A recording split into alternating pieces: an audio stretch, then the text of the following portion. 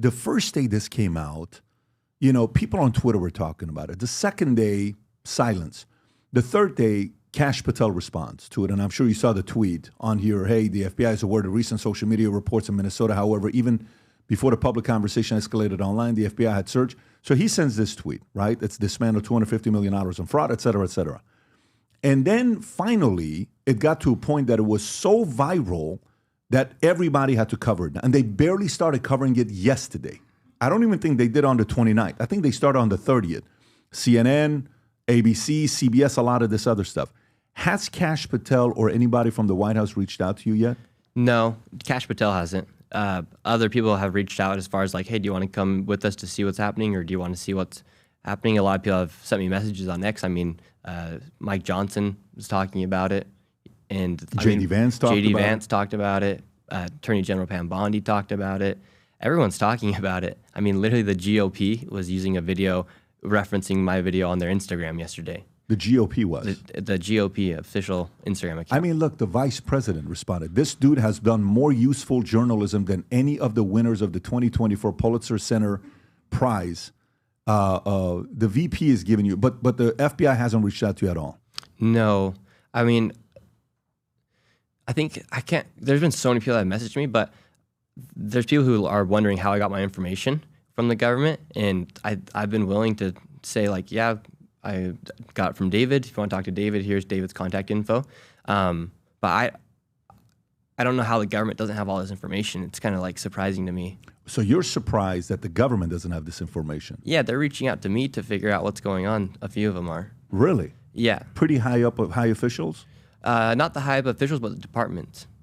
Departments are reaching out to you to see how you got it? Yeah. So are they reaching out to you asking how you got it because they want to catch the person that's blowing the whistle, or are they reaching out to you because they want to actually find out the work that you're doing, like some access to the information that they don't have themselves? Well, I think they're trying to figure out how to go about this fraud because it's so big and so massive, because it's not just the daycares, it's the home health cares, it's the transportation companies, it's the people, it's the translators at the hospitals. It's so vast and big that the network is massive. So I think they're trying to get an understanding of how big it is. And that's why you hear them talking about, we've had fraud for years. Tim Walz literally admits to the fraud. He's been talking about fraud he admitted to fraud yesterday. And he said, it's been happening for years. Okay, if it's been happening for years, why don't you stop it? He said this yesterday. Yeah, and there was the one clip that he moved a flag. And there's a whole thing about how Minnesota changed its flag to look pretty much identical to Somalia's flag. If you've not seen this, take a look at this. First, this is the clip of that. You can play this clip and then we can go matching the flag. Old flag to the new flag. So this is the old Minnesota flag. Right, Rob? That's the Minnesota flag, the old one. Mm-hmm. And he replaces it with the new flag. I believe that's the new Minnesota flag. I don't think that's Somalia's flag. I think that's their new flag. But if you go to the picture next to you on X, you see how it says go next? No, right there, right there. Yeah, look at that. They changed their picture. That's the old Minnesota flag on the top left. The bottom left is the new Minnesota flag. And then go look at Somalia's flag on the right.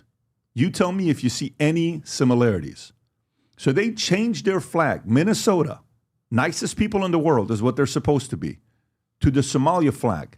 And then Tim Walz is sitting out there talking about that they've been dealing with this for many years. Yet he was bragging, if you have that one clip when he was debating with J.D. Vance, that they're opening up the most daycare centers and record-breaking daycare centers, and they're doing such a good job. This was in the debate, folks. Watch this. We in Minnesota passed a paid family and medical leave. You have a child, and I had to go back to work 5 days after my kids were born. This allows you to stay home a certain amount of time. What we know is that gets the child off to a better start. The family works better. We stay in their employers. We get more consistency in that. So Kamala Harris has made it a priority. We implemented it in Minnesota, and we see growth. That's how you become a pro-business state. And so a paid family medical leave program, and I will tell you, go to the families or go to the businesses and ask them. As far as childcare on this, and we did that. You have to take it at both the supply and the demand side. You can't expect the most important people in our lives to take care of our children or our parents, to get paid the least amount of money. And we have to make it easier for folks to be able to get into that business and then to make sure that folks are able to pay for that. We were able to do it in Minnesota, and I'm still telling you this. We were listed as the best state. We're still in crisis on this. A federal program of paid family and medical leave and help with this will enhance our workforce, enhance our families, and make it easier to have the children that you want. So in this debate, he challenged you. If you want to find out, go there. You took up the challenge. Yes. You went there. Took up the challenge. And maybe he shouldn't have said that. Yeah, he shouldn't have said a lot of things. He shouldn't have said a lot of things. He's not the brightest guy. So so the FBI hasn't reached out to you. You guys are continuing to go out there and do your thing. I'm Nick Shirley, and you guys can find me here on Connect. Go ahead and ask me any questions, whether it be about politics, about what I believe, or where I think the future of the country will be going, or just, quite frankly, anything. You can ask me here on Connect. I really appreciate all your support, and I can't wait to answer your questions. If you enjoyed this video, you want to watch more videos like this, click here. And if you want to watch the entire podcast, click here.